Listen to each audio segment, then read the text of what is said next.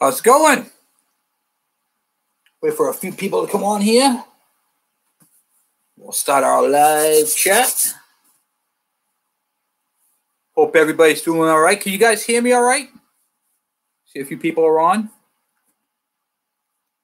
How you doing, Corey?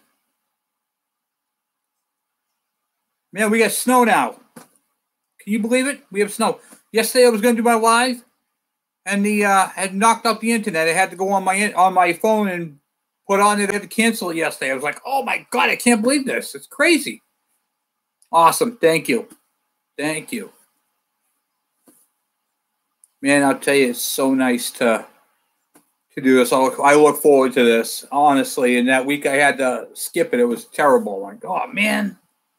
I enjoy hanging out with you guys and chit-chatting and sharing what's going on, you know? It's been crazy. So, been out in the shop. I shot some video. I haven't uploaded it yet. I got to do that. I got to finish it off. You know, that we're working on Alvin's bike, putting the carburetor on, and we're going to be doing a first start. So I'm going to try to collaborate that video, make it all one. We have a lot going on. Another subscriber brought a bike up to me and a moped. Dropped off a moped for me for the, what do you call it there, for the show. So we're going to be getting into all kinds of stuff. And the moped is a Honda. It's an older Honda. I'm not going to share any more information on that until I do the first look, but you guys are going to see that. It's pretty cool. It's actually, well, I'll share it with you. It's a NU50 and pretty neat, old, and it's the way we like them. So we got that, and his bike is a KE100.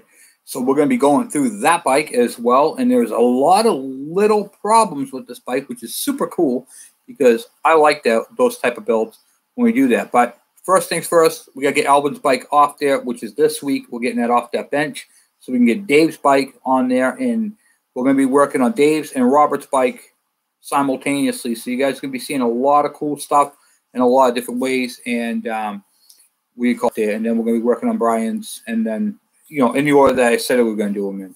So it's really super cool. Thanks for the thumbs up. Thumbs up really helps the channel, guys. It helps us grow. It helps us put us in the higher in the algorithms, which helps the channel grow and get seen. So that's been kind of a thing that I've been working on. I'm trying to figure out different ways. We still got, like I said, a lot of some parts have actually finally started coming in, which is cool. I ordered a Allen head bolt kit for that little KE100 motor that I'm working on for a fellow subscriber.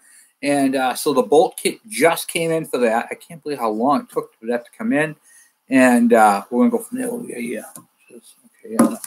All right. So that right there is going to be taking that apart. So we're going to be doing bikes in between. And a company in Malaysia sent me, well, actually, I ordered it, and then they refunded me the money because they want me to do a video for them. So they kind of sponsored the video. But we're going to do a CDI on the, whatchamacallit there, on the Z50 Honda. So it's a company who makes CDI units for the Honda, and asked me, because Malaysia, they know who I am. What? You know, I'm like, that's crazy. But they know who I was, and which I thought was super cool. So they said, we're going to give you a refund on the part if you could do a video on showing how to install it on my bike. So, sure. Okay. So that's what we're going to be doing. And I need to turn the translation on for all that. But I got to figure out how to do all that because I don't know how to do that. But I just thought it was really awesome that they did that. I mean, it was only $125. And it's for Hitachi. The bike has to have a Hitachi flywheel on it, which mine does, and this will work on there just perfect. So I'm really happy about that. And of course, it's a 4-magnet flywheel, so we got that going on. We got a lot of stuff. So I gotta get the videos uploaded and all that. It's just been trying to find time with. I'm still going through some stuff, but it's not bad. It's doable. So you'll be seeing a lot more content coming back out, which is super cool. I'm really thrilled. I'm on the up and up. So not out of the woods, but I'm on the up and up. Not me, going what I'm going through. So But yeah, you're gonna be seeing a lot of stuff coming up, and I can't wait to get out there and do this. So what are you guys working on? What are you working on, Coy? What do you got there? Chinese knockoff carbs for my GT. How does one mount the carburetor? Okay, so on the Chinese knockoffs, there is a bunch of them. You have to make sure you get the one for your bike. The difference is on the carburetor bowls is they have the 2 pins on, the 2 little drains at the bottom. Those are for the, the factory cage. But when you buy a Chinese knockoff, it only has 1, and then there's a drain plug. Let me tell you something about that drain plug. That is what you want, because now instead of pulling the carburetor off and take it apart, now you can do that. So here is what I did on my KE 102 build. I got the Chinese bowl on a Makuni carburetor because it's got the drain plug. I only have one of the nipples facing down, so I took a hot glue gun and blocked off the other one next to it. So the hole, so you get the 2 holes at the bottom with the rubber, and then that one goes in here. Well, the extra hole, I just used the hot glue and put that on there. So, and that's it. It's like you gotta do hot glue in one, and then don't worry about the second one. As long as you have one that fits into the rubber. And the reason why, because that rubber also stabilizes the carburetor. So you have your clamp on the back, and you get that rubber at the bottom. That keeps the carburetor straight and where it needs to be.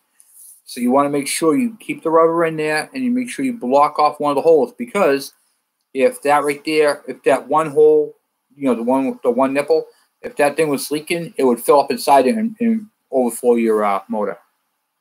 In your videos, you say that the back rubber. Yes, yep, it does. It helps secure it. That's what I was saying. It helps. It's anti-vibration, and it secures the carburetor, and it's also the drain, so it doesn't build up inside there. Because if you block off that drain, which a couple people have done, which I strongly advise not to, and you put the gasket on there and you seal up that whole thing, and you don't buy that little filter when it goes and all that type of stuff, what happens is gas builds up in there. Your gas, heat, and air, that's a fire. You could literally blow that cover off there if it backfired or something happened. So that's basically channels the fuel to get out of the bike and leak on the ground. Now, on other style bikes like the Yamaha GT80, the bigger bikes, the Suzuki's, all that, they have at the bottom of the carburetor, they have a little tube, and it runs down onto the back, that goes through the frame in the back of the bike and leaks on the ground. That's how they take care of it. They don't have that rubber, but they're not rotary valves. So I've been getting a lot of oiling questions too lately. People asking about deleting the oiler, and same thing, not to, because you're going to ruin your motor. But you can do oiler on, say, any bike that is not a rotary valve. So if it's got reed valves, you can delete the oiler and pre-mix it. That's okay. But if you have a bike that has a rotary valve, you really need to have that oiler hooked up. It's imperative that you do. So some of the things that we're going to be working on Dave's bike, when we do his bike, that motor is going to be ported. And I'm going to teach you guys about porting and how to do it properly. There's a lot of videos I was watching on YouTube and porting. I just wanted to see what other guys were doing. And, in comparison to the technology, and some of these guys really go a bit too far with it, and you could lose power. And I noticed that the guys who do that do not show the bike running at the end. So be very careful with what videos you watch on YouTube. I found a lot of stuff that was not correct. I brought a knockoff that tube.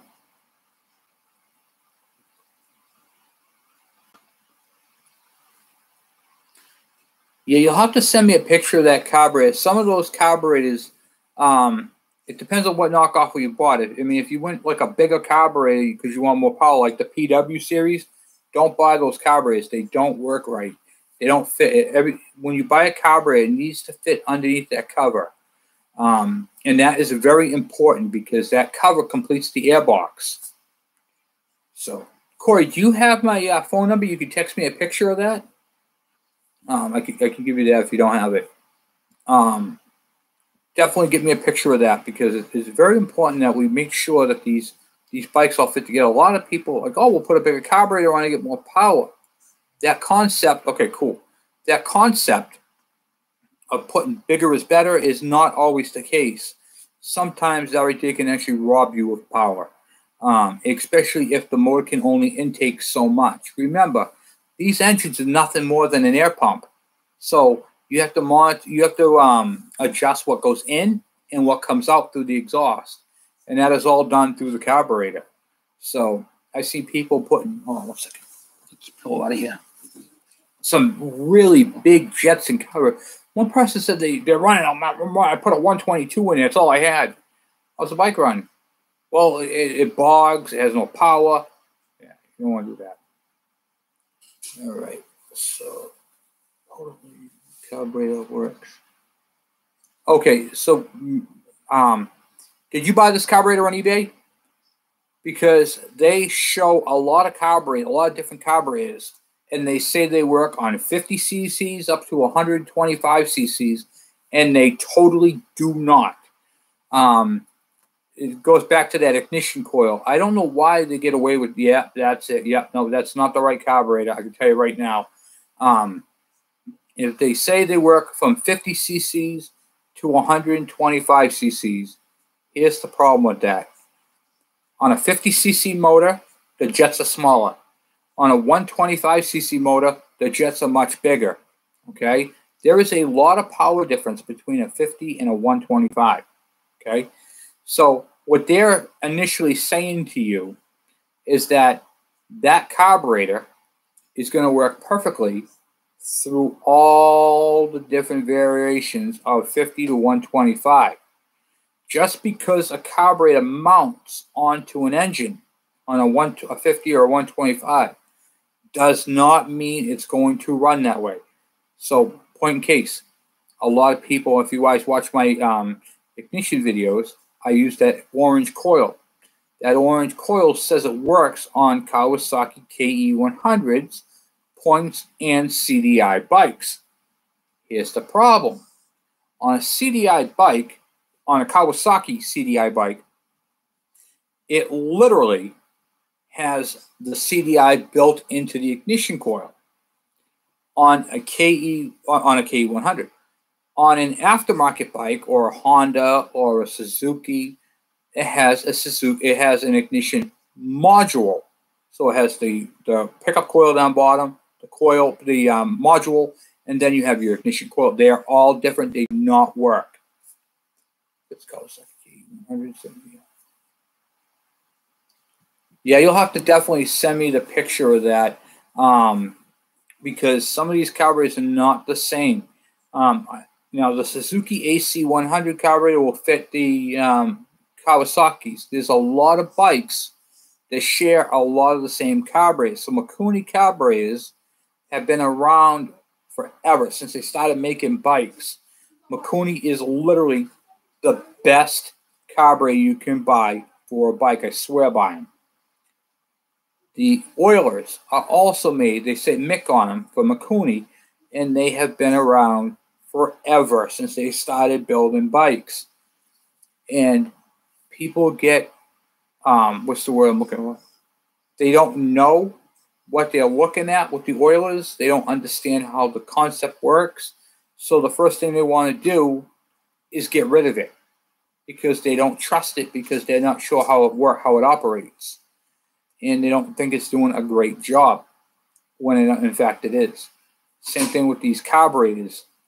They don't know what they're looking at, so then they go and buy these carburetors that are, they say, from 50 to 125 cc's, and then the bike leans out, or it doesn't run at all, or it bogs and hesitates. It's awful. Cool, I appreciate that. Yeah, send that. Yeah, awesome. A question, but not carb question. Yeah, good, John. What you got? I mean, you want to definitely make sure you get the carburetor for your bike. Yeah, that's what this is all about, is asking these questions. Feel free to ask me questions and chat with me on these, because there's a lot of information that You read something and you think, this is going to work perfectly. This is what I need. You get the thing home, it's got a 2-bolt flange, and you're like, well, my bike doesn't have that. How's that going to even mount?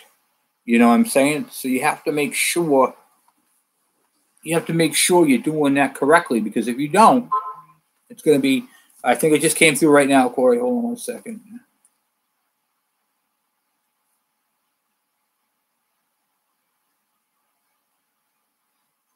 Yep, that's the clamp style. That'll work. Yep.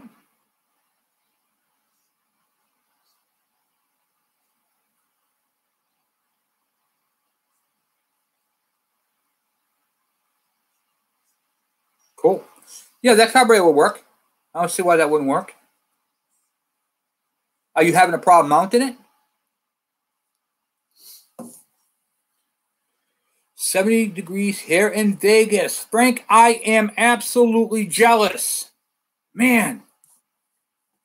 Oh, man. It is cold and snowing here. I mean, ridiculous, you know. It's not snowing hard. It's just, you know, little ice crystals. But, man, it has been windy as all hell. It's been nuts. The wind has been blowing crazy. I just want to say hello. Go say hi. Hello. I got. I just hit the subscribe. Yeah, you shook the whole thing. You just hit one of my subscribers with your head. Watch out! Hey, watch out for that cranium. All right, stop shaking the table. Stop shaking the table. All right, go do your thing, buddy. I did what again? It won't, but I wouldn't really too worry about that. That is supposed to be there for anti-vibration, but I think you'd be okay with it like it is. Just make sure you tighten up the clamp. Don't ridiculously tighten up that clamp, because you have 2 anti-vibrations. This is what I was trying to finish saying. That top cap is also an anti-vibration because it's a rubber cap, so that's going to hold it. So when you clamp that onto your intake, you have the one down bottom that holds on to those 2 nipples that come down, but your carburetor don't have that, so I won't worry about it. But you have that one that's on top where the cables go through. That's going to hold it and do the same exact thing. Yeah, no Gorilla Tighten. No, you don't just tighten it down snug, because what happens is you don't want to distort that clamp. Okay, and if you distort, I forgot to mention this in a carburetor video, and I'm going to bring it up next time I do a carburetor. When you tighten up a clamp too tight, instead of being around the intake, you can actually make it oval, which can cause an air leak. So make sure you don't Gorilla Tighten. Tighten it, snug it. That's it. Perfect. And you shouldn't be able, if you grab the intake, the carburetor, and go back and forth, it's too loose. It shouldn't move. And I'm not talking about grab the carburetor and turn it. No, I mean, just see if you can jiggle a little bit. If you can't, you're good. Perfect. So, link to the best. Yeah, the Kickstarters are very, very difficult to find. It is just awful. What you're going to want to do is take a 13 millimeter wrench, a 12 millimeter wrench, and a 14 millimeter wrench. So your Kickstarter shaft sticks out, put the wrench over it, and see which one fits onto it. Then what you're going to do is you're going to, when it fits over to it, that's the size you need. So you can go right on eBay and you Kickstart lever for a, we'll say 13 millimeter, and then you can find it and just kind of look for the spline, because there's a couple of different splines. But if you see yours are the pointy splines, then you'll be all safe. How you doing, Alvin? And that's how you check that. It's real simple. Use a wrench. People are like, how do you measure a Kickstart shaft? That's how you do it. The Kickstarters are hard to find, but you can use other ones. For my KE100 side. No, it's all good. Yep. Same thing. Yep. That's how you would do them. Kickstarter levers. I have them. I don't sell them because I use them on builds, and I have a whole bunch of engines. I was going through some stuff. I just realized I have 4 more KE100 engines that I have to go through. It has been nuts. But, yeah. Elvin, you're going to like those taillights. Those taillights are going to look beautiful on there. I got pretty much all your wiring is done except for the battery terminal and the ground and whatchamacallit there. We got to throw that on there, put your carburetor on, and that bike's going to be first start this week. And I'm going to show you guys how to fix that intake boot. So I'm looking to get out there tomorrow night on Good Friday. We're going to do that. I had talked to Brian, and I wanted to run this by you guys. I was thinking within a couple weeks, I was thinking about doing a live chat. Huh? What? Can I be on my food? Yeah, you can be done. A live chat out in the shed doing a Will It Run video live with you guys, showing you guys how to go through a bike motor. I think it'll be super cool. And we're going to do it right out there in the shed, right out there in the shop. A whole live thing right then and there. What do you guys think about that? Yeah, oh yeah. Yep, exactly. I got my little Andrew out there.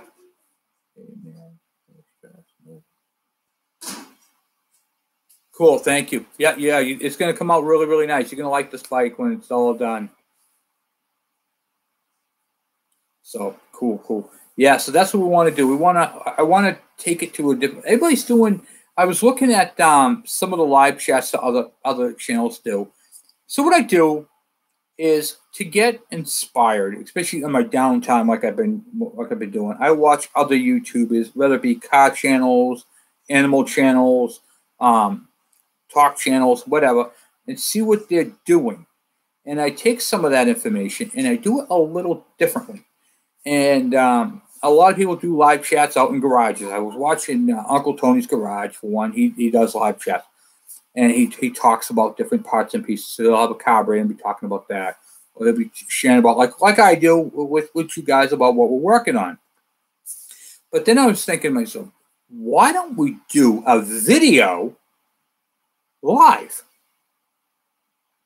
That right there, they're not doing that. So let's do that. That's something different. And I think it'd be fun.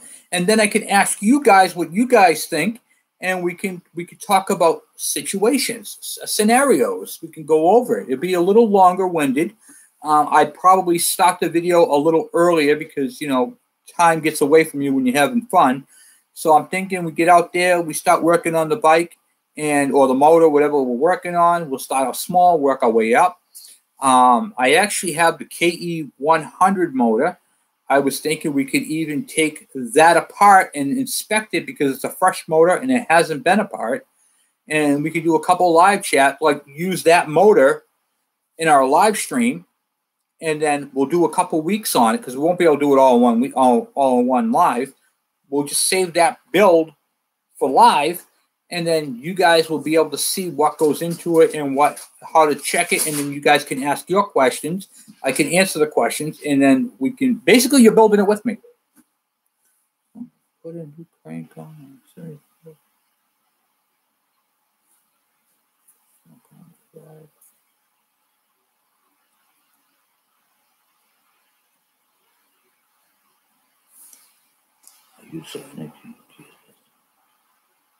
Oh, sweet. Cool. Yeah, a lot of this stuff is interchangeable. And you'll never forget that. You'll always have that in the back of your mind if that works from 74 to 80. This is how you learn. This is the fundamentals of this type of thing. And that's one of the things I like to teach on the channel. And I like getting that type of feedback because it helps me. So now I know this.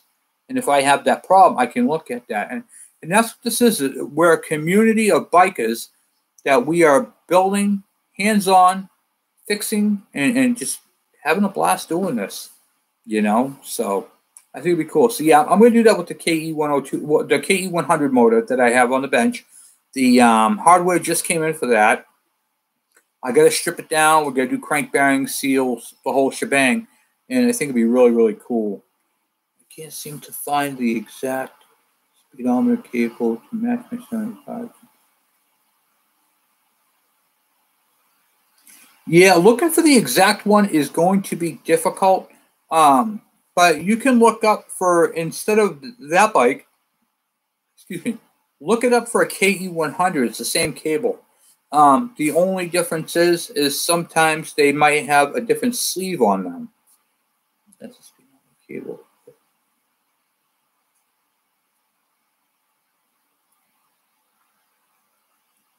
Yeah, you're better off to go with the KE100 one. It's the same. It's the same one. So instead of G4TRE, that is going to be a very difficult cable. Or if you can't find it for that bike, look up the sister bike to that, which is the KV100. That bike is a sister bike to your bike, and that right there might help you find it. Sometimes that's what you got to do. You got to know your sister bike. Like, for instance, the sister bike to the DS100 is the TS100 or the TC100. It's all in that same family. And it also spreads off to the 125s. So that's good information to have. I always buy the manuals whenever I'm working on a bike because it has all that specific information about, you know, like what bikes, what family bikes, which I'll be showing you guys that when I do Dave's motor, because on the book, it shows you all the bikes it covers. And then those are the family members that you can look at. That's extremely helpful information. Yeah, sometimes with cables, it's going to have the same ends on it because the speedometer is the same and the drive is the same. Sometimes they have a sheath over them. Sometimes they don't. Sometimes they have a spring over them. Sometimes they just have a wrap. I mean, you have to really, it's not going to really, you're not going to notice any difference on it. It may look a little different, but the length and the end connectors are the same. Yep. But they will both work on each other. They're the same cable. In fact, I'll be checking that. I might even have one. I'm pretty sure I might, because I have so many of that stuff hanging up in the shed. You know, when I go in the shed, I got all the cables hanging from the ceiling. A lot of those are clutch cables, throttle cables, and all that type of stuff. Because if they're good, they go up there. Sometimes I just keep them for the ends, but you know.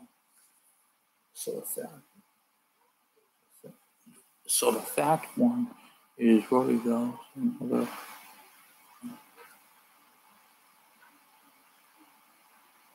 So the fat one is rotary valve, and the other is not. Will make the difference. What do you mean make the difference? We talked about John. You mean on the automatic oilers? Yeah, you can on anything that is not rotary valve, you can bypass the oiler, you can delete it, and then you can put a premix in. If you bypass the oiler on a rotary valve, you will destroy. Eventually, you'll wear out the what do you call it? The rotary valve. Oh, the piston. Oh, yes, yeah. There is differences on them. The difference between a rotary piston and a TC is one of them has the holes for the induction because it goes through the reed valves, where a rotary comes in through the side where the crank is and has a rotary valve. So they are different pistons. Hey, Larry. Is one of those type of things where there's different. In fact, I'm going to be getting into this too. John, that is a great video concept. I got to do a video on it because there is different types of induction systems. Not all two-strokes are inducted the same. In other words, how the fuel gets introduced into the engine. Okay, you have like on my KV75, it literally uses the piston. There's no reed valves and there is no rotary valve on the KV75. The intake port is literally covered by the piston going back and forth. So when the piston goes out, the fuel dumps in. That's how it works. You know, it has that suction and builds it up and pulls it through. There's the reed valves, which uses pressures to open and close the reed valves. So when the piston moves up, it sucks the fuel in. When the piston comes down, it closes off the valve and pushes it up the transfer port. And then, of course, you have the rotary valve, which is on the side, mechanical. And when the window's open, as the piston's moving up, it sucks the fuel air in. As the piston comes down, it closes the valve and then pushes the fuel up the transfer ports. So there is different types of induction on, like, some chainsaws. It doesn't even have the carburetor up by the cylinder. It's actually on the back of the crank and goes directly in. that way through another set of reed valves in there. So there is different ways that fuel and air is introduced into the engine. But the ultimate process is the same, how they work and how they function.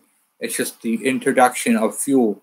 And they played around with this for a long time because they were trying to nail down efficiency and how you can motocross the bike to work on it easier.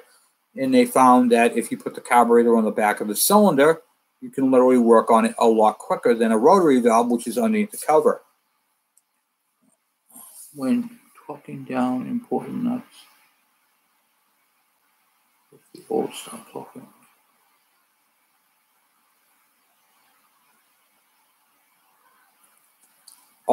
My advice is put a little bit of oil on the threads before you tighten them down. And when you go to tighten down the nut, if your threads are clean, you should be able to thread that all the way on until it stops. If you can only get a couple of turns, then you need to back that off and clean your threads so you can screw it all the way on.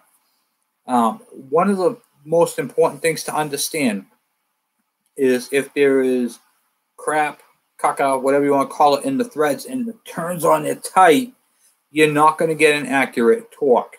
You always want to make sure that the nut can be turned all the way in. The other thing, too, is on all repair manuals, in the chapter for, what do you call it there? It's either going to be in the glossary in the back, or typically it's in the front under troubleshooting or maintenance. There is a bolt specification chart, and it tells you the size of the bolt and what the torque is for that bolt. That is the general torque specification. So if you can't find the torque for a flywheel nut, you can look up the size of the nut, compare it to the chart, and torque it to that chart would be acceptable. So, and just make sure you put a little bit of oil on there, make sure it's clean if you can screw it all the way in. If it's screwed all the way in, no problem, then just torque it like I do. But if it's giving you a little bit of hard time, clean it, oil it, so it screws all the way in. And then torque it. That way you get accurate torque specifications. It's very important. You're welcome. And these are the questions I love. These are legit awesome questions. Keep up the great work, guys. And you know, I really enjoy teaching you guys these techniques because these are what makes the product of a great bike. Your bike is done correctly, and that's what's most important. So you're saying there is no fix. Oh.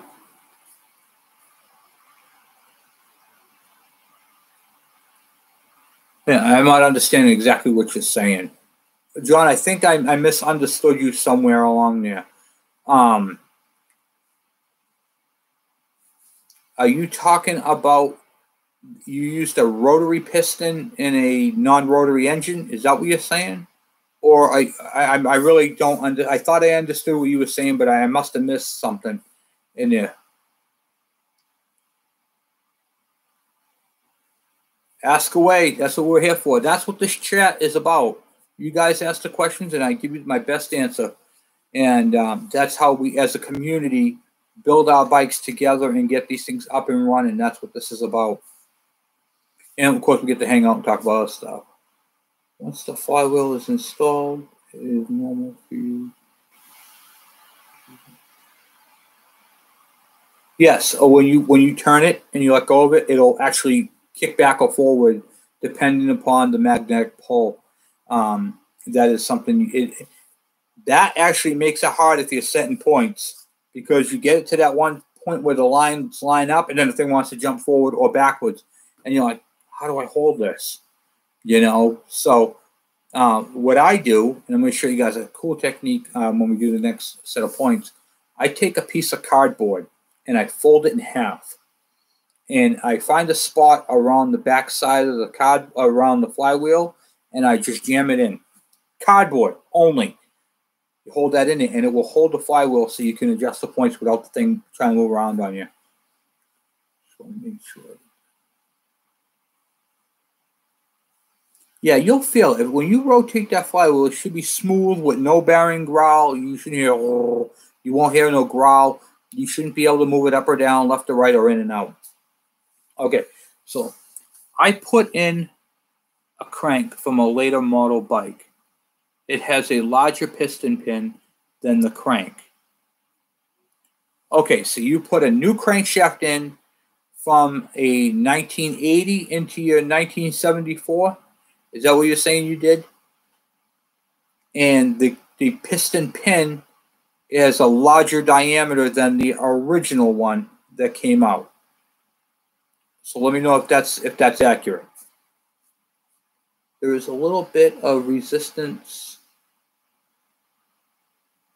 Yes, okay, all right, perfect. All right. So hold on, let me answer this quick question here.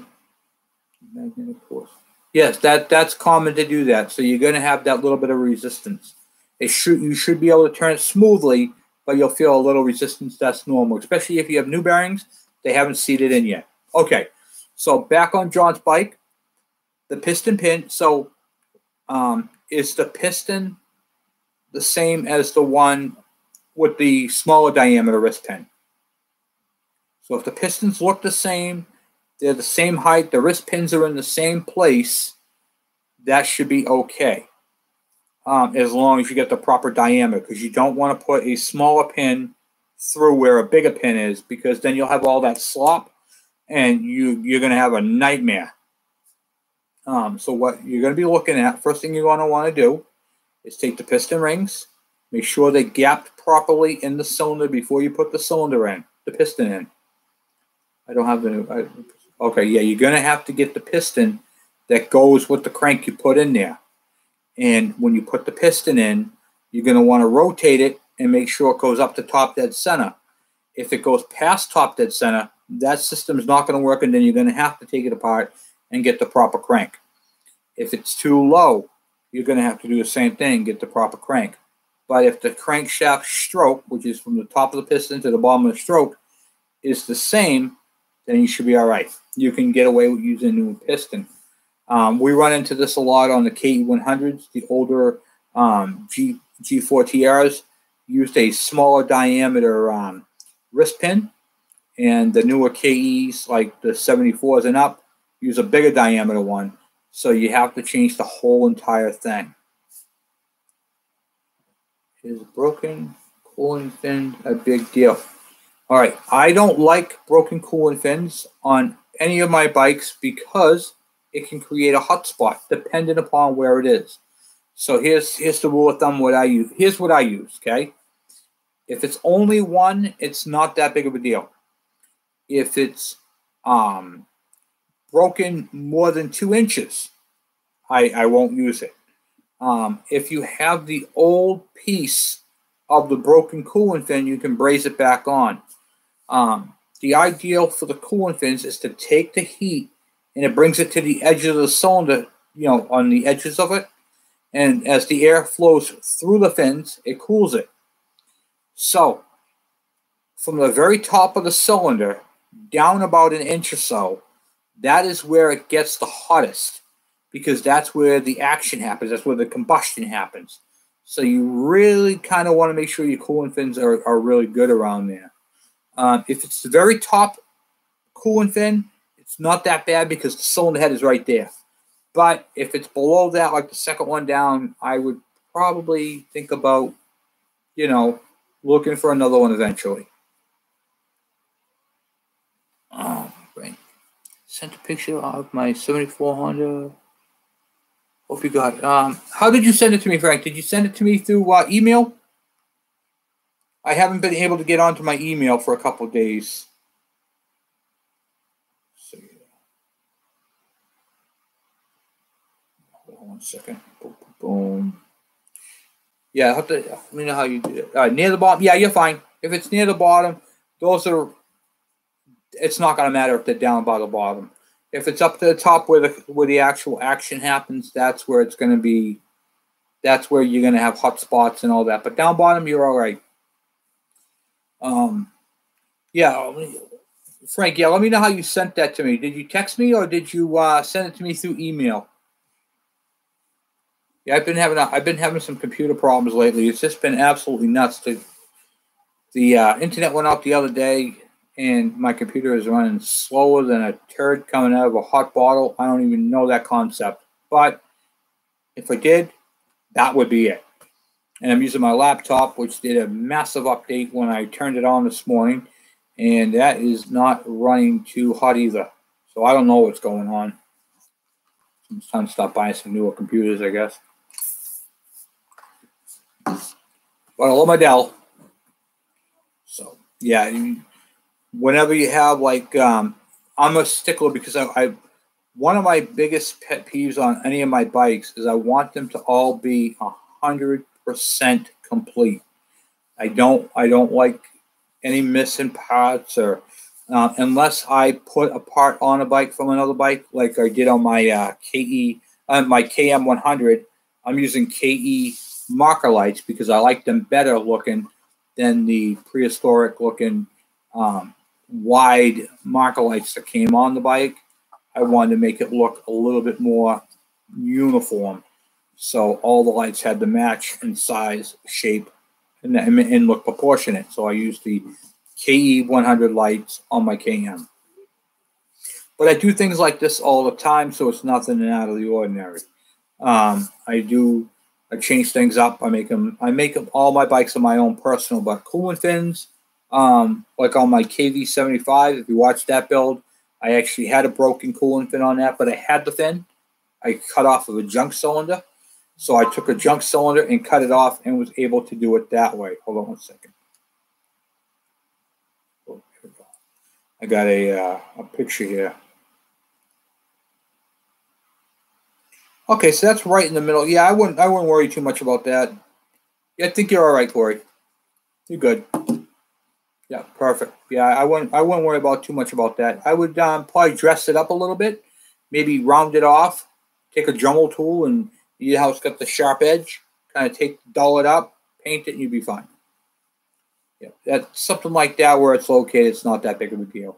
But if it was up further, closer to the top, I would definitely consider taking a junk cylinder, cutting it, and rebrazing it. But where that one is, I wouldn't. You're good. Good. Man, I'll tell you what. Oh, I love this. I need a pin to be. Yeah, you need the pin to be in the same spot. You can't. They don't make different size bearings. It's kind of a uniform thing for that wrist pin. You just got to make sure that your stroke is the same. That's really what's going to matter to you is the stroke. If the stroke is too long, I don't know. Hold on one second. Let me see if I can read this here for a second.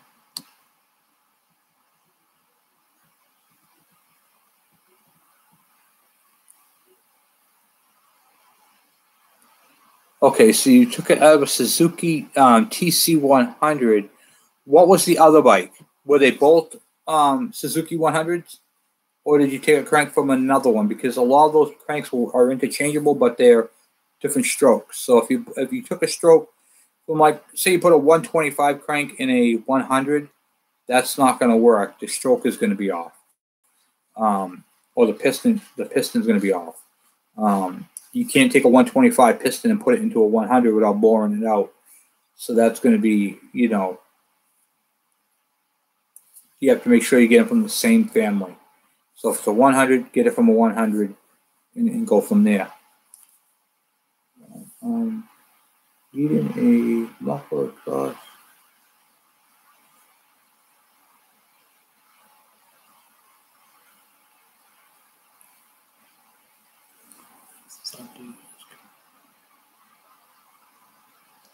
Yeah, that exhaust system is kind of hard to find because it has that adapter on the head.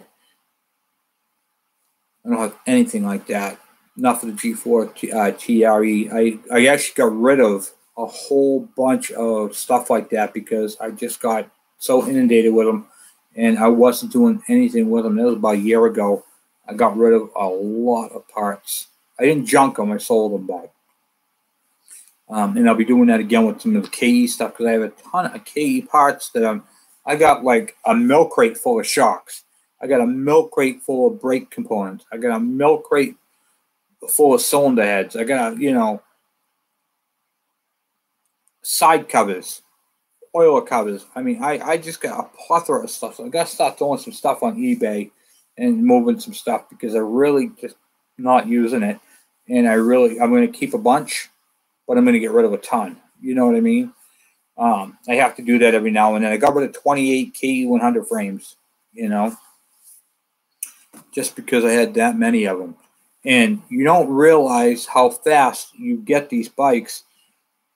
But what's happening is I'm getting other bikes, and I'm starting to get other families of other bikes, KMs, KEs, KDs, Suzuki's, DS's, TC's, TS's, you know, GTs, GT80s, MX80s, and I'm starting to get a plethora of them.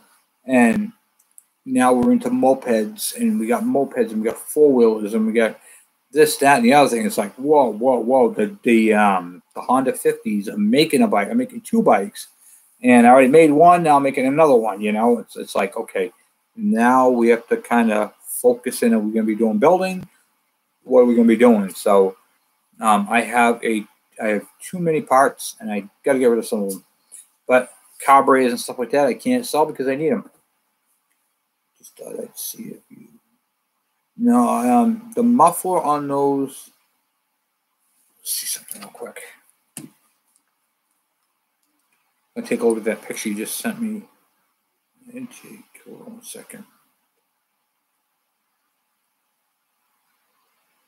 All right, yeah, so that's the same thing as the KE100. You should be able to use a KE100 exhaust. They'll have to modify it, maybe like the mounting on it, but you should be able to, that should fit on your bike. You should be able to fit that on there. Send me a picture of the whole bike. That way I know 100% of what I'm looking at. Because there's different frames and stuff like that they changed in those years. The G4 TR, that was one of those bikes that they used on the farms. So that went through an evolution process. Whereas the KE100 was the final print, you know. They had like two styles of the KE100, the older style and then newer style. F9 350. Oh, the Bighorn. That is a nice bike. I have done some work on them. Yes. Yeah. I call them the big. There was a Bighorn, the F9. Those are some. That is a vintage cool bike. I would love to get my hands on one. Those things are super, super cool.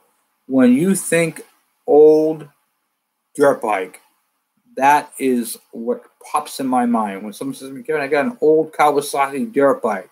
What size? I got a 350. I'm like, lucky. That is a beautiful bike. It is a powerful bike. Very, very powerful. Here's Corey right here with the picture of his bike. I wish I could share these on there, but if I put up to the camera, it's going to be... Okay. Oh, yeah. Okay. Yeah, you should be able to use the KE100 exhaust on that. I believe that will fit right on there. Cool. It's got the rack on it and everything. Nice. Cool. Yeah, you should be able to do that. Are you having any problems with your bike, Michael? Those are beautiful bikes.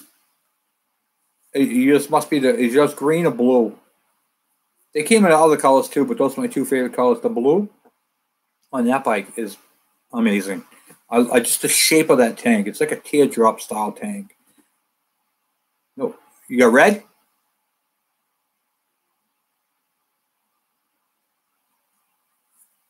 What color he's got? Oh, it's gold. Oh, nice. 74. Nice. That's cool. That is cool. And it's got that one line going up at an angle. Is that the one it is?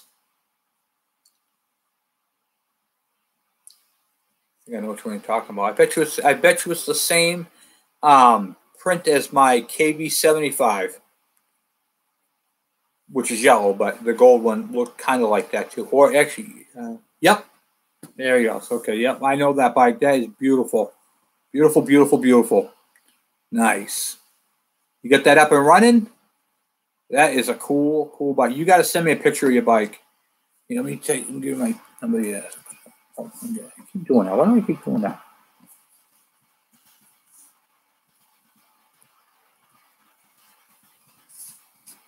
Yeah, there's my phone number. Yeah, text me a picture of that bike. I got to see that. I love those bikes. Those had that big cylinder head. The thing is just robust. When you get on that bike and you twist that throttle, you know you're on a machine.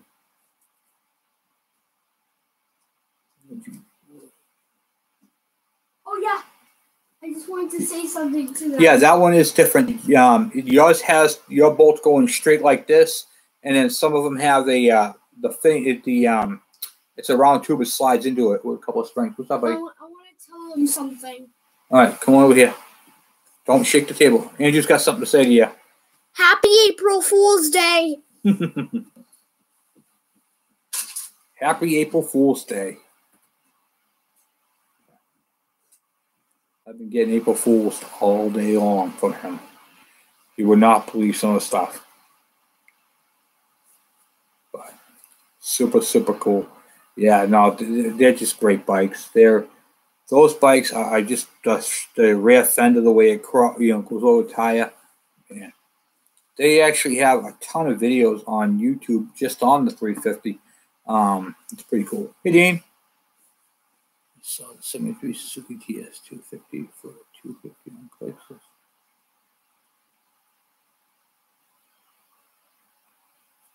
Oh yeah. Parts. 250 for a bike, even if it's in rough shape, you will be surprised. There is money there. Anything pre-80s. When you see a bike, if it's got a motor on it and it's mostly complete, even if it's rough and rusty, it has a dollar sign on it.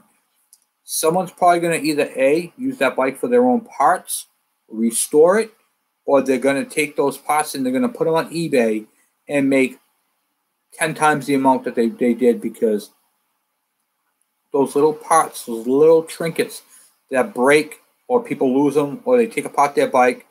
Yes, it was a two-stroke. Yeah, those cool. Awesome, awesome, awesome. Yes.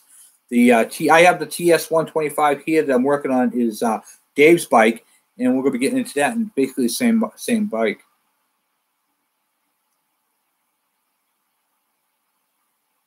No, something like that you don't buy if you don't have so on a bike like that for $250 you just buy it. I call it reckless spending, but it's worth it. You buy the bike. You take the parts, anything that's good, marker lights, directionals, brake lights, handlebars, whatever's on it, the handle controls. So let's say the handle controls, right? You got $25 aside right there. There's $50. If it has a speedometer on it, there's a $75 spot. If it has a brake light in the back, there's another $35 or more. Some of those brake lights go for stupid money. You can probably get up to like, $50 to $75 for a brake light, depending upon its rarity. You get the engine, the carburetor. All these parts and pieces add up. Before you know it, you're way over your $250 you're going to get. You just made money, and you helped other people by selling them parts. That's these bikes. Anything pre-80s, like 79 and back, there's a lot of money in some of them. And especially because you have to understand, before I started doing this channel, a lot of these bikes were just sitting there. They weren't, a lot of my subscribers said the same thing. Kevin, the bikes just sat there. I didn't know what to do with it. Nobody would work on it. Nobody knew anything about them. That's what we do on this channel. But those parts are valuable, very valuable. It does hurt to part out a bike. I totally understand that. Some bikes are just not worth putting the parts into. And sometimes, if you're like me, this is what happens. I'll look at one of my bikes that shouldn't, all right, for instance, I was on Marketplace. I saw that DS100, and bike was rough, missing the side covers, air filter box, had a pod filter. You saw the first look, okay? Bike should have just been parted out. The tank is roached. I mean, it is missing everything, and nothing that's on the thing is correct. And they put a points ignition with a CDI coil and couldn't get spark, and everything just was incorrect on the bike. I saw it on there for $300. I made an offer, $200. Got the bike, got the thing home. I'm looking at the bike. All right, I'll part it out, or I'll probably take that 100 motor and put that on my 80. Oh, yeah. Nope, that didn't happen. What happened? I kept looking at the bike. Oh, looks like it just needs an air filter box, a couple of side covers, this, that, and the other thing. I'll place an order on eBay. Sent. Okay, good. On the way. Then you take all the parts and you stick them on the bike. Oh. Well, it's almost a bike. Well, now I'm going to buy this, that, and this. And what else does this thing need? On the hand grip, this right here, a little smaller. eBay. Comes in the mail. Put them on. Next thing you know, I have a complete bike except for a fuel tank. Okay, because I gotta do something with a fuel tank. And I have to have the proper fuel tank, which is very hard to find. So I will keep the bike. The bike is running. It's got a CDI ignition. The carburetor is clean. The fuel system is flushed out. It's got an automatic oiler. Everything's hooked up. All the correct bolts, parts, and pieces are in it. I'm good to go. Now, I just got to locate a tank, and I got to flip the forks around, do fork seals, and this bike's up and running. I got myself a bike, and I got to do a seat. I can handle that. So I'll order a seat cover, get that coming, throw a seat cover on it, boom. I did that to Katie, the K100, and yeah, but you did that with your own hands. You can really get into these bikes, but you're going to have yourself a really cool KM100. See, a bike like that, you put $1,000 into it. It's like an $800 bike, but you'll keep that thing for a few years. You'll get that bike will then pay for itself, and then you can either pass it on or flip it. And by the time you get your money's out of it, that bike is going to be worth a whole lot more. So right now, the average KM100 is $800 to $900, and then you got $1,000 into it, so you're into it for $100 more. But your bike is in better shape than one you'd pay that for, so you could put a price tag of $1,300, $1,400 on that all day long.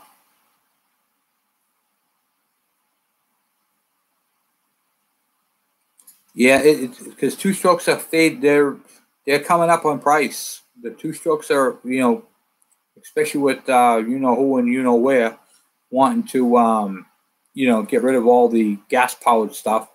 But two strokes are definitely on the chopping block on that one. So you definitely want to keep your bikes. But I'm telling you, make sure you keep up with your maintenance on the bike. Make sure you keep it up on the up and up. Take care of it, and that bike will last you. And, like I said, you'll be able to pass it down or just keep it. And I'm the same way. I don't get rid of bikes. I keep them. A lot of people ask me, I'll trade you 2 for 1, or I'll trade you this for that and the other thing. And I had one guy goes, I'll trade you 3 of my bikes for 1 of your bikes. And for a lot of people, that'd be like a great deal. But my bikes are one-off bikes, and I got parts and pieces in these bikes that have no right to be on there. So if something broke, they're going to have to try to figure out what bike I got it from, when I can look at it and go, oh, I got that cylinder head from a GT4R. Oh, okay. Well, what about this part? Oh, that one came off from a 1980 KE100. Oh, this one came off from a 79 KE. You know what I mean? Different things. And like when you look at the bike, like, well, it's got a 94 tank, but the sticker says 92. Was this bike white or was it green? Well, it was originally white, but I put all the green stuff on it. I like the green better. but I didn't want that big giant gas cap from the 95, so I put the 94 on this, so I kept the same fuel cap. But I put the CDI ignition from 96 to 2001. They wouldn't be able to put that bike together. It'd be a nightmare for them to try to figure out if they needed something for it. You know, same thing with my KM. My KM 100, that's a CDI bike. Well, the KM 100 never came CDI. Same thing with my KD 80. My KD 80, that was never CDI either, but I made it CDI. Just because I'm up to 16 running bikes that are right now. I got 16 bikes that are running. If I had to go and buy points for 16 bikes, I would be spending a lot of money just in points and condensers, not to mention spark plugs and oil and all the other stuff. So this really reduced the amount of money that I have to put into my bikes every other year. Yeah, no, you won't. That's exactly my point. You'll never get a bike like that again. And once you get them, and you built it with your own hands, you know what's involved in it, what's in it. Okay, that makes that bike special. You built it with your own two hands, and that's why I tell everybody: make your bike your own. And you know, unless you're restoring, I don't like restoring, but I'm going to be getting into some restoration stuff. I might restore my 1972 MT1 because I'm not changing that bike. I'm keeping that bike as it is. I might do a full-on restoration on that just to have a bike that's restored. And I might put that on the wall in the living room or something. But I'm really not looking to do anything with that particular bike. Nothing wrong with it. The bike is great. It runs beautiful. I put all the correct parts and pieces into it. I mean, it's 100% ready to go. But you got to have that one bike that you can show off, you know. Excuse me. And that would be it.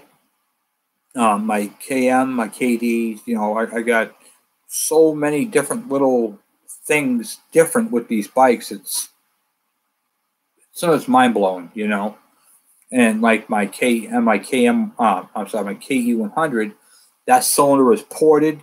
It's not bored out, but the jug is ported. It's got a high compression cylinder head. It's got, like I said, the CDI ignition. I did some other stuff I can't explain on here, but it's got some other stuff done to it. And I'm going to show you guys kind of what I did on the other one. But the bike is really, really tricked out. The rotary valve is modified.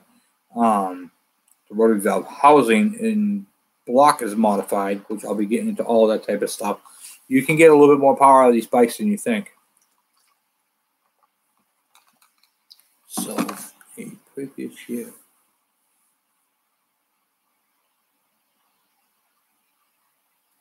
Oh, you're welcome. So, previous year.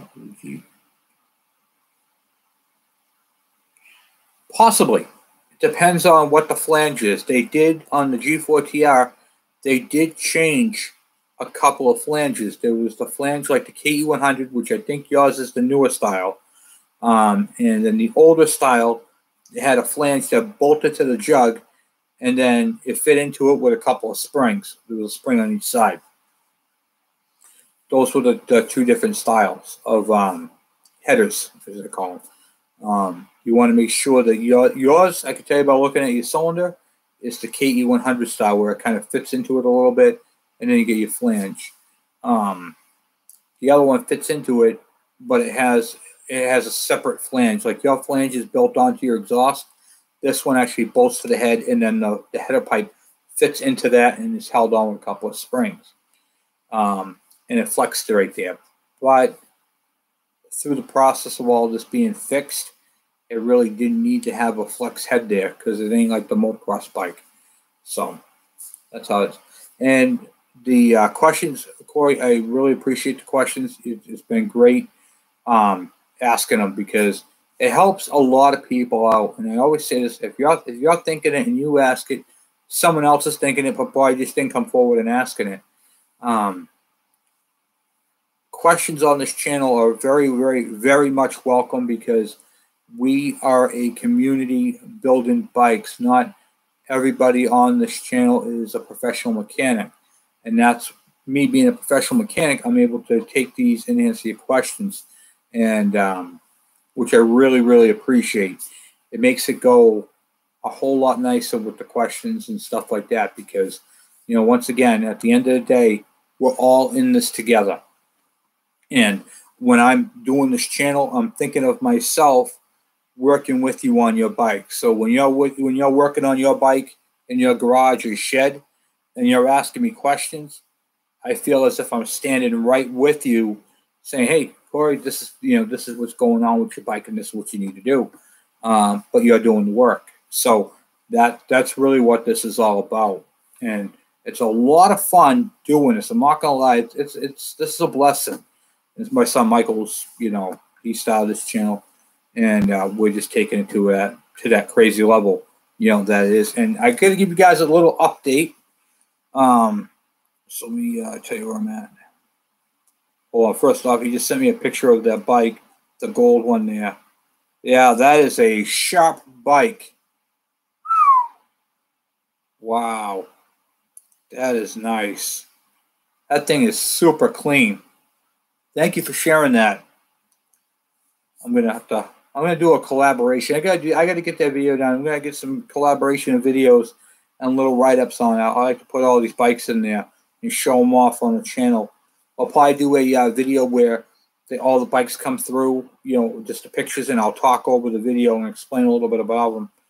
About what I was doing, because the thing just went off. But I lost my place. Oh yeah, no, I remember. I was giving you guys an update. That's what I was doing. I was having a senior moment. All right, let's see here. The channel right now is up to 1,170,387 views on the whole channel. I did not expect that. Over 1 million. We hit over 1 million.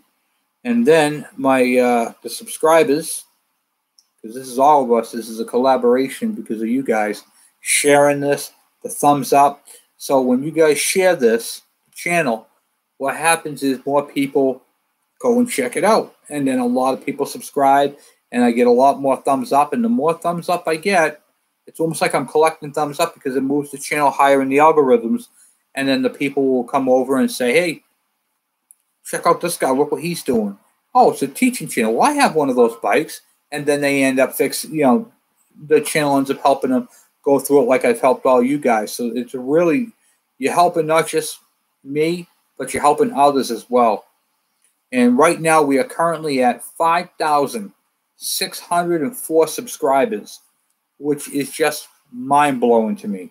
That I honestly didn't think it was going to be that crazy, but it is growing, and it's growing even when I haven't made videos. It doesn't mean I'm not going to make any videos. Don't freak out. I'm still going to be making videos. I'm still going to be. We have a lot of videos to do. Do not send me stuff right now. I'm doing a live chat, please. Okay. It is really super cool that, you know, that we're able to grow this to this point. And honestly, we're coming up on our birthday for the channel, which is May 4th. I started this channel, and I think it said May 4th. Hold on one second. Boom. Get that information for you guys. And I was going to do it last year, but I didn't do it. I forgot what was going on. I don't think I was around. I think I was doing something that day. Yeah. We joined YouTube May 4th, 2016. So we are coming up on that. So yeah, we got a month, and we're going to do something cool for the channel. And I'm going to build it on the channel, and then we're going to give it away. We're gonna do like a giveaway or something. We're gonna figure something out because we're coming up on our birthday, and that's a pretty big thing for this. So yeah, some of them are. Some of the 74s are different, so you have to make sure yours is the KE100 style. Because you sent me the picture of the cylinder, so I saw that. But you know what I'll do on my next video, Corey? I will show you the difference because I have both. I will show you the difference on the flanges and what he's talking about, because there is a difference. You have to make sure you get the family gear that fits on your bike. But I will show you that in my next. Not well, actually, I already did a video. I just haven't posted it up yet because I got to finish it off. But on the video after that, I will post. I will do a little thing in that video. John, you're the best. Thank you. Too much repair. No bikes. Awesome. I appreciate that. Thank you, John. I really appreciate that. That is awesome. And I love teaching. That's the thing in this channel. It's just been amazing. It's just been amazing. And you guys have been amazing. Congratulations. I appreciate it. Oh, thank you. I appreciate it. And I'll tell you, I never really wanted to do this. My son Michael, and I don't know if you heard the story, John, I'll tell you real quick. Just, if you look back at some of my other videos, I say this all the time. My son Michael started this channel. And this channel started over a clutch adjustment. Yep. That's how this channel got started. My son Michael was into video gaming and wanted to do a YouTube channel. He had a YouTube channel, and he didn't grow it very much. But he said, "Dad, you should do a YouTube channel." I'm like, "Michael, there's probably 1,000 people doing a clutch adjustment on a KE100." And he says, "Oh, Jack." So he grabs his phone. Nope. See, nobody's doing a clutch adjustment on a KE100. What? Look up a KM100. Nope. Nothing. How about a KD80? That's a very popular bike. Nothing. Okay, looks like we're starting a channel. And that's how it happened. And I already did my clutch adjustment, so I didn't have to do one on that video. And then I just started off small. I didn't know what I was doing. And we're really growing. And I met people like Harvey Spooner, who's been a mentor to the channel and gave me some tips and tricks. There is some YouTubers that I have watched and followed. There's Annie Doobie. She talks about growing your channel, and not all the stuff on her channel to make you grow applied to me, but there was a lot of things that I could have done, like don't forget to hit that subscribe button. I break in and do my little thing and share a little bit about what we're doing on the channel and what we're about, and it's grown. It's grown significantly, and one of my best videos don't even have anything to do with dirt bikes. It has to do with restarting a furnace, so I have a life series. So it's really, really cool. Entertaining. Thank you, Corey. I try to. Well, I don't want to be boring. I don't want to be that boring teacher. Like, hello, class. Today we're going to be working on carburetors. No, I don't want that. Nobody wants that, So I kind of throw it in there, but I don't do like the stupid stuff like a carburetor. I do carburetor, but I don't call them other crazy names. I want you guys to know what they're called, and we want to do stuff sometimes like open up your class, your book to blah blah blah. Or I did that one with the where I touched it with the hammer and straightened it out. I do stuff like that. But when I got to tell you guys, one of the biggest things about this channel is keeping it real, and I do make mistakes, and I don't edit. I don't cut out. So when you guys see a break in the video, it's because I paused it. I'm either someone's calling me or someone's, asking me a question. So sometimes when I do, I pause it, or I pause the video, in the process of making it to go get the tool I need. Because sometimes I forget a tool, because I forgot my 10mm impact socket.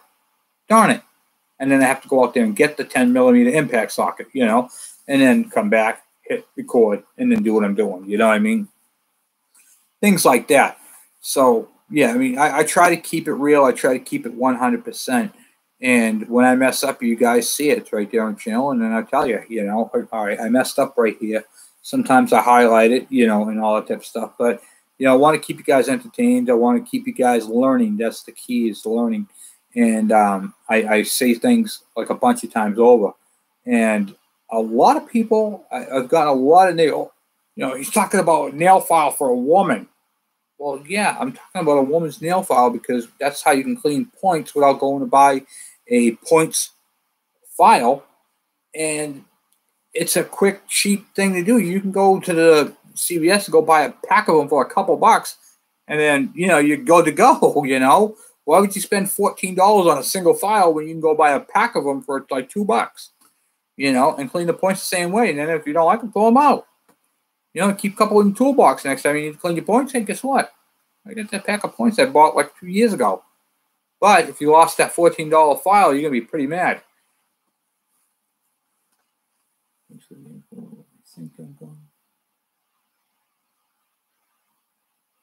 Oh, you're welcome. And like I said, John, if you have any questions, feel free to contact me.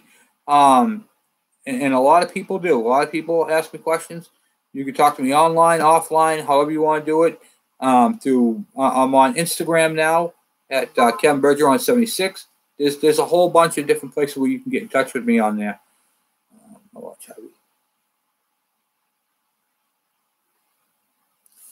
watch how what happened to Mike's?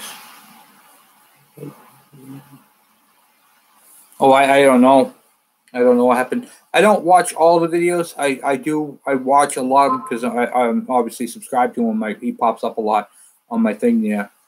He does a lot of 4-wheelers and 3-wheelers and stuff like that. The cool old stuff, you know.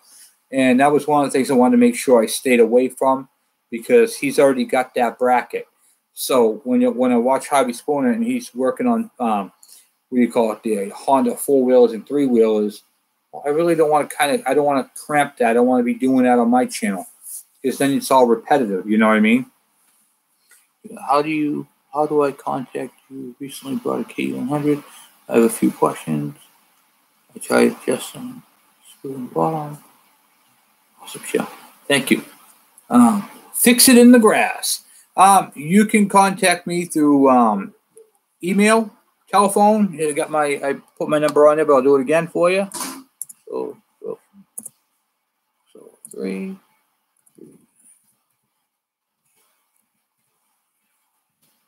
Here's my phone number, and I got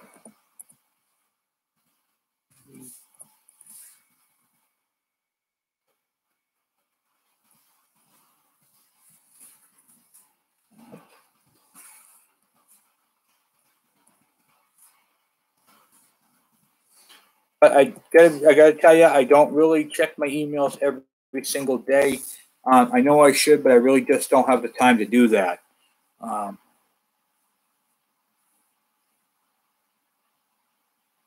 Yeah, the Gorilla Tight. Yeah, yeah. Well, you'd be surprised, Corey. A lot of people, they think it has to be like stupid tight, or it's going to come flying off, and you just gotta buy the torque wrench and torque it.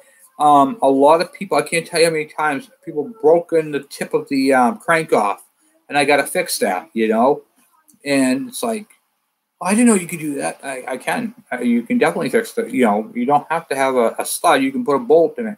You have to drill and tap, and it's crazy, but you can do it. But it's not right. You know what I mean? It'll work, but it's not right. So, yeah, people just, you have to learn tight. What happens is they'll have a bolt, and it will be, so here's the bolt right here, and the nut will only go to right here. And then it'll be tight. And then what they'll do is they'll get a socket on that, and they'll crank on it until that, and the thing is just, oh my God, how you doing? And it'll break the bolt right there. When all they had to do is take the nut back off, take a wire brush, clean up the threads, put a little dab of oil on it, and screw it all the way on, and then you'll be fine. But they don't understand that. They don't know it because it was never taught to them. And that's what I do. I teach these techniques on making sure that these things are done properly. And that is the technique. That's what made this channel grow, is the proper techniques, the proper learning. Because when you have there's a difference when you watch some certain channels and they put a bolt on here and the guy twists it, they're like, yeah, some moron broke it. Well, it doesn't mean you're a moron because you broke a bolt. What that means is you didn't know how to fix it properly. Okay? So instead of backing it off and cleaning up the threads, putting the oil on it, and then going back at it, they broke it. It doesn't mean that the person was a moron. They just didn't know how to fix it. All right. And that's because they weren't taught. That's what we do. We teach. We're going to teach you how to do these things properly so the things don't break. So they don't, like when I call, what do you call it? Yeah, motorheads, or not motorheads. What do I call them? Just people who get on these little bikes and beat the ever-living piss out of them. And I'm talking, they'll take them over these crazy jumps, and then they'll come down and go, I blew my fork seals out. How come I blew my fork seals out? Because it's a 100. It's a little 100. It's not made to be 50 feet up in the air. And I don't even know how you got them yet. Yeah, crackhead. Yeah, crackheads. Here you go. No, I don't call them that. But no, seriously, though. They take these little bikes, and they think they're a motocross bike. And they will, I mean, you should see some of the bikes that I come across and reject working on them. Because, I mean, these things are just absolutely hammered. There is nothing left to the bike. Every aspect of the bike is literally destroyed. You know, forks are blown out. Forks are bent in the back. The swing arm bushings are, you know, like, what the? Oh, man, I rode it like I stole it for years. And then I park it out back of my shed. You put it in the shed or outside? Oh, it doesn't go inside. No, because it smells like gas, so I leave it outside. Gas is pouring out the bottom. Oil's leaking all over the place. Oh, I cut out the oil, automatic oil. The first thing I did, got rid of that stupid thing. And then I pre-mixed the thing like I do on my KDX 100, and I've been riding the hell out of it like that. And I'm sitting there going, dude, what are you doing? You know? And then they wonder why the bike is never the same. It's because, hammerhead. Because you're a hammerhead. That's the word I use. There's a lot of tap and dice. Yes, they're easy to find. Harbor Freight. Tap and dies. Harbor Freight. You can go get this really cool toolkit from Pittsburgh Tools. It's like $20, or it's like $25. It works great. I have one. And the cool thing is, if you break one of them or you lose one of them, who cares? You just go buy another one. I have a Snap-on one. It costs a lot of money. If you lose one or break one, you cry. You fall, you crawl up in a ball, and you die. Okay? That's what happens when you lose a Snap-on one, because after you buy a professional tool like that, okay, for like a week you can't even fart. Okay? That's the difference between a Pittsburgh tool and a Snap-on tool. You just, yeah. You go buy the Harbor Freight one because you don't need to buy a Snap-on one. I was a kid, but decided to jump on Honda. I have, funny you say Urban Express. I had an Urban Express. Actually, I just got a NU 50, which I'll be showing you guys the first look on that tomorrow. Yep, snapped in head. Yeah, this is just a tube. It's like a pedal bike, but there's no pedals. And it's just a tube going up, and it's easy to break those things. Have you ever straightened a bent crankshaft? And can it be done? Yes, it can be done. You can straighten a bent crankshaft. There's a little bit of a technique to it. Unfortunately, I do not have one to, what do you call it there, to show you how to do that on. But there's a little technique. And in fact, I have to get the blocks to do that. There's the V blocks. You put them on there with a dial indicator. There's actually, if you look at any one of the dirt bike manuals, like the for the TS, the TC. In fact, I'll show you, because when I'm doing when I do Dave's, I'll show you that chapter in the book. It shows you how to straighten them. You can, I mean, it does happen that they come out of balance, especially if you drop it on the floor or something like that. But you get the blocks so that it's nice and level and straight, and you can rotate it with a dial indicator, and you hit it with a mallet, and it shows you certain spots to tap it in, and it's pretty cool. Yep, exactly. Yeah, you can. Yeah, they're awesome. You can straighten out crankshafts, and there's a little bit of a science to it, but it's not. It's nothing crazy. It's not hard. Honestly, it's not. I've actually done them by eye and had them come out all right. I haven't had any problem with them.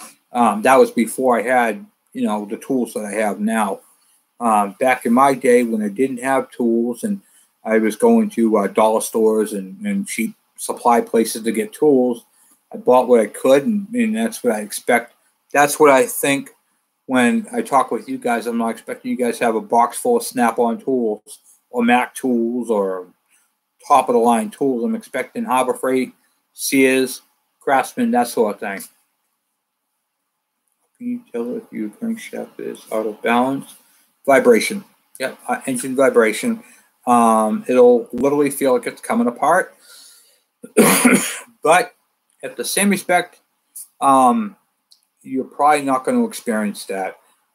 Typically, the reason why is because you get your main bearings on each side, and if the thing was twisted or off balance, you'd have a really hard time kicking it and cranking it. A bent crankshaft really comes to a if you bend them, it's because you really overheated it and something happened with a really high speed. It was a high speed problem, or you dropped it on the floor. My computer's glitching here. Here we go. All right. Or you dropped it on the floor. So those things can cause it to come out of warp, you know, come out of round or straightness. Or you can get a, if you had it sitting for a really, like for years in one spot and only part of it was lifted up, that can cause it. But typically crankshaft fatigue doesn't happen like that. They're pretty straightforward and no issues, you know, with vibration. A bad bearing will cause a vibration, but that's not your crank. That'll be a crank bearing. It's time for me to go to bed. All right, go get your toothbrush and toothpaste, and I'll get it for you. Okay. Yeah, so you want to make sure that, you know, you take care of your crankshafts. You make sure that they're in the right place. You make sure that they're secure. The best way to support a crankshaft, if you're going to have it sit for a long period of time, is you take 2 blocks of wood, you put them down, and then you put the crankshaft across the 2 blocks of wood. G5 Kawasaki. Why does the clutch basket move? Because there's a spring in back of it, and that spring is supposed to take the tension off. The reason for that is because there is no real way to adjust how would I put it, the free play on it. So that spring takes up the free play. When that thing is spinning, it has to be able to float. Okay, so it can break. And when you put the clutch in, so when you squeeze the lever, the clutch basket has to expand and contract. If it was fixed solid and it was to do that, it's going to wear on other components. That's why clutch baskets, when you adjust the clutch, it's imperative that you do it properly because you're taking up that free play. That's why that big spring is in the back there, so it can float but without doing damage. And make sure you have that spring in back of it, because if you don't have that spring in back of it, what will happen is it will actually move back and rub. And I see a lot of people not putting the, what do you call it there, the spring in the back there. It shoves all the way back. It starts grinding against the gears and it takes out the rivets. So it's very important you make sure that spring's back there. But they're supposed to float. And in fact, most bikes, 90% of them do. Even my big, hey, enough. A lot of them do that. Okay. Here you go, bud. So it's very important that you put that spring back there so they can float and move around freely. Once again, too tight of a clutch, it'll bind, and you don't want that to happen. Well, guys, it's 9 o'clock. It's that time where I have to say goodnight to you guys. I want to thank everybody for hanging out with me on Throttle Twist, what they call it, Twist and Throttle Thursday. First time doing it on a Thursday. We had a great turnout, so I want to say thank you guys. I get 12 thumbs up. I really appreciate that. We had a great audience tonight, so thank you guys again. And once again, thank you for all your support. I got a dry throat. You guys, as always, been absolutely amazing, and I really look forward to this. We're going to try to do Two-Stroke Tuesday next week, and it's going to be Easter, so I want to say Happy Easter to all you guys, and Happy Good Friday. So you're very welcome. You're very welcome. And once again, feel free if you guys need to contact me. You guys got my number on there, or you guys can email me, text me, whatever you guys want to do. Just keep in mind I'm on Eastern Standard Time, and 9 o'clock p.m. is my cutoff for that. But after that, I don't mind you. Before that, I don't mind you guys texting and stuff like that. So, but yeah, once again, thank you guys. You guys have been absolutely amazing, and we're going to do that live outside. So I got to figure out how I'm going to do that. There'll probably be a test video on how I'm going to do that because I have to set it all up. But I am not just the mechanic. I'm also the media guy. So I got to figure out how to do all that. But anyway, it's all cool. We'll figure it out. But I think it'd be really cool for you guys to be out in the shed, and we're going to do that. We're going to do that KE100 motor first, and then we'll do a if it takes off and we like it and we have a great audience like we have now, we'll do that. We'll keep doing that, and probably make that our Two-Stroke Tuesday, or might even do a Two-Stroke Tuesday so we can talk like this, and then do a hands-on class. Well, yeah, we'll see how it goes. Possibilities are endless. But all right, guys. Well, I'm going to sign out. So I just want to say once again, you guys have a good night, and thank you. And I'm out.